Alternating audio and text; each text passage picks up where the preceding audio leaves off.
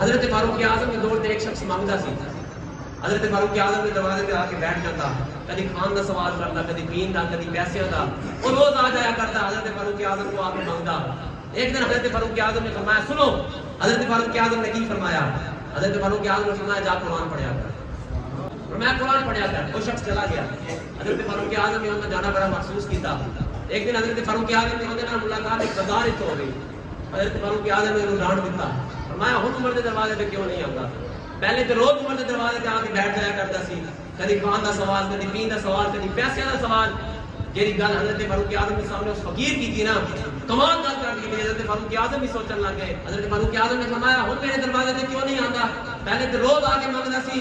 انہیں جیڑی گل کی تھی حضرت فاروق اعظم کو، حضرت فاروق اعظم کو کہنے لگا اے عمر، جس قرآن کی طرف میں عمر نے بھیجا سی، اس قرآن نے میں عمر کے دروازے تو بے نیاز کر دیتا۔